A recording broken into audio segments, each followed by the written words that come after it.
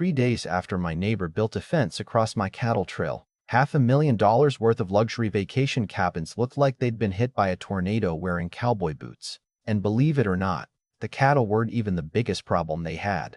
The real disaster was buried 5 feet underground, quietly waiting for someone patient enough to read old county records instead of making loud threats.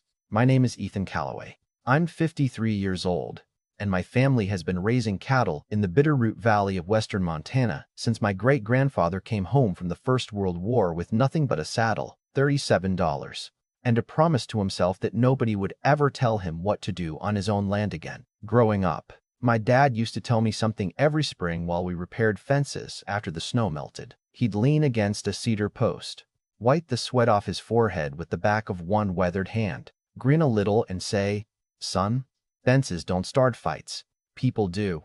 I never really understood what he meant until the summer everything changed. My ranch isn't anything fancy. 82 acres, 46 Holsteins, a weathered red barn that's older than I am, a creek that cuts across the eastern pasture, and enough hayfields to keep me busy from sunrise until long after dark. If you've ever worked cattle, you know they love routines. Mine walked the same trail down to the creek every morning and every evening. Their mothers had walked it. Their calves learned it by following them.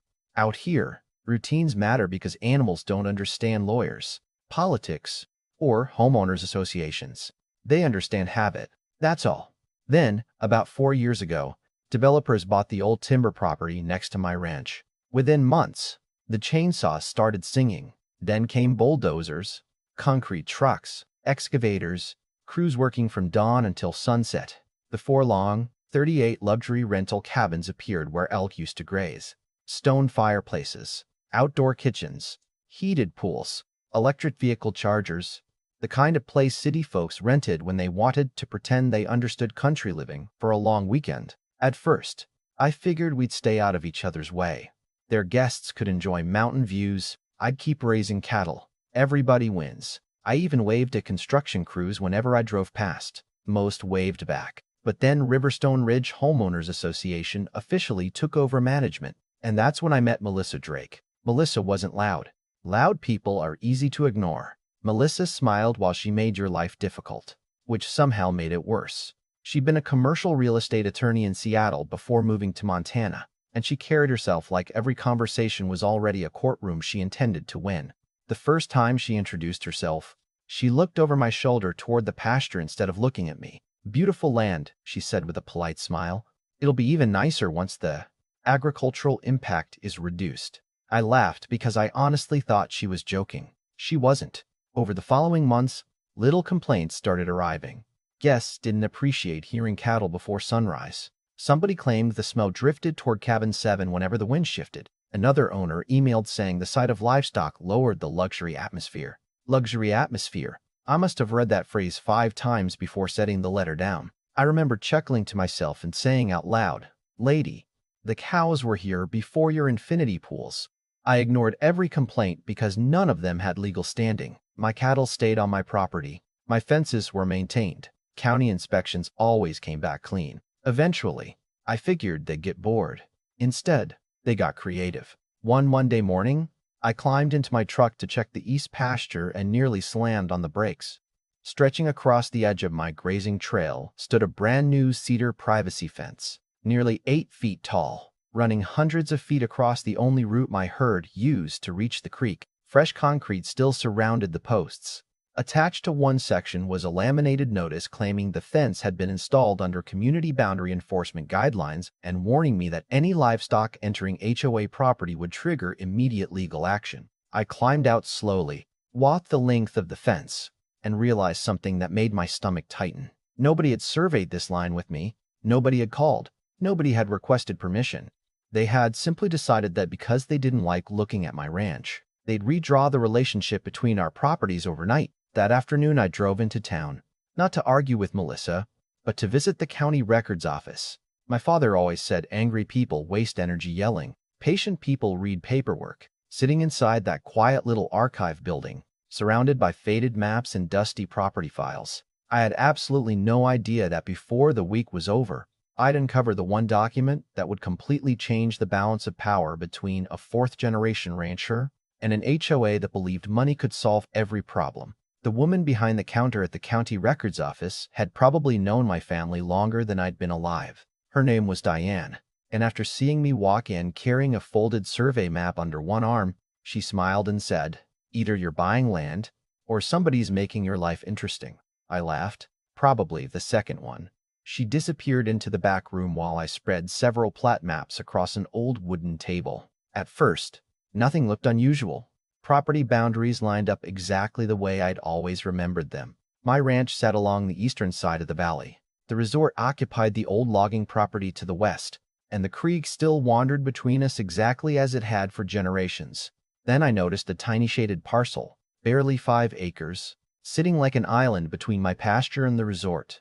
It wasn't highlighted on the newer digital maps, only the older paper surveys. "Can I see everything connected to parcel 32B?" I asked. Diane raised an eyebrow. "Nobody's looked at that one in years." 20 minutes later, she returned carrying a stack of aging folders tied together with faded string. The deeper I read, the quieter the room seemed to become. 23 years earlier, the previous landowner, Walter Hansen, had verbally allowed the resort developer to install a wastewater treatment and septic leach field on that parcel while construction permits were delayed. The agreement had never been recorded. No easement, no lease, no legal filing, just handwritten notes from survey meetings, engineering correspondence, and references to a temporary handshake arrangement. Walter had trusted people. Then Walter passed away 2 years earlier. The property eventually entered probate before quietly being listed through a local estate broker. Nobody from the HOA apparently paid attention because they assumed the paperwork had already protected them. It hadn't. I leaned back in my chair and stared at the ceiling for nearly a full minute. My father used to say opportunity rarely knocks loudly. Sometimes it whispers. And if you're too busy arguing, you never hear it. I drove straight to the broker's office that afternoon. I didn't negotiate dramatically. I didn't threaten anyone. I simply asked what they wanted for the parcel. 9 days later, after title searches, signatures, inspections, and enough paperwork to fill a filing cabinet, I officially owned every square foot beneath Riverstone Ridge's wastewater system. I never told Melissa. There wasn't any reason to. Some cards are better left face down until the right moment. Meanwhile, life on the ranch continued almost normally. Calving season kept me busy. My friend Hank stopped by one afternoon to help repair an old feed gate, and while we worked, he glanced toward the enormous cedar fence the HOA had built. "You gonna tear that thing down?" he asked. I smiled without looking up from my wrench. "Not today." He studied my face for a second before grinning. "You've got that look?" "What look?" "The one your daddy used to get whenever somebody thought they were smarter than him." I couldn't help laughing because he was right. The funny thing was, I honestly hoped Melissa would realize she'd gone too far before any of this became necessary. Pride has a way of convincing people they're winning right up until the ground disappears beneath them. Unfortunately, Melissa wasn't interested in peace. She wanted dominance. About a week later, I woke before sunrise to a noise that rattled my bedroom windows. At first, I thought a logging crew had started early somewhere in the hills. Then came the backup alarms. The pounding of pneumatic hammers, diesel engines, air compressors venting pressure every few seconds. I grabbed my boots and stepped outside. Less than 200 yards from my eastern pasture, contractors hired by the HOA had lined the fence with heavy equipment. According to one worker, they were enforcing the property boundary, reinforcing it with jackhammers before 6 in the morning. Anyone who's worked livestock knows cattle don't panic because they're stubborn. They panic because they're prey animals. Loud, unfamiliar mechanical noise tells them predators are nearby. I saw the herd bunched together immediately. Heads up, ears forward, eyes wide. Then one compressor exploded into another burst of pressure. The entire pasture erupted.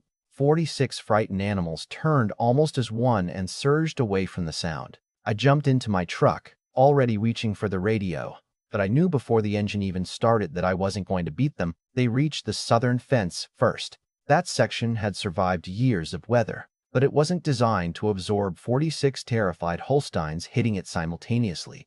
The posts snapped like matchsticks. Wire rolled across the grass. In seconds, the entire herd poured through the opening and disappeared toward the resort. The next 8 minutes felt like slow motion. My phone started ringing before I'd even reached the county road. Unknown number. Then another. Then another. One voicemail after another. "Your cows are everywhere. Somebody call the sheriff. One's on the patio." Oh my God, they're running through cabin 12. By the time I pulled through the entrance to Riverstone Ridge, absolute chaos had taken over. Vacationers wearing expensive hiking clothes stood on top of picnic tables filming everything with their phones. Children were crying. Security guards who'd probably never been within 50 feet of livestock were desperately trying to wave beach towels at animals that outweighed them by nearly 1,000 pounds. One of my oldest cows, Hazel, had wandered into a decorative fountain and seemed completely fascinated by the water jets. Another group had discovered an ornamental lawn and were happily eating landscaping that probably cost more than my pickup truck. Then I spotted Duke, my biggest steer, standing beside a black luxury SUV after apparently deciding the shiny hood made a convenient place to climb. The metal was crushed inward under his weight. Windshield cracked into a web of glittering lines. Nearby, another steer had crashed through a sliding glass door after spooking itself on its own reflection. Furniture lay overturned inside the rental cabin while the horrified guests watched from an upstairs balcony. Everywhere I looked, there were hoof prints across stone patios, flower beds flattened into mud, outdoor furniture scattered across lawns, and yes, plenty of cow manure decorating spaces that, judging by the architecture, usually hosted wine tastings instead of livestock. I should have been furious. Instead, I almost felt sorry for everyone involved. None of this had happened because my animals were aggressive. They'd been terrified. Big difference. I backed my livestock trailer toward the entrance, grabbed a bucket of feed, and started calling the herd the same way I had every evening for years. Familiar voice. Familiar routine. One by one, they settled down. Hank arrived 10 minutes later with horses, and together we calmly gathered every last animal. No yelling, no chasing, just patience.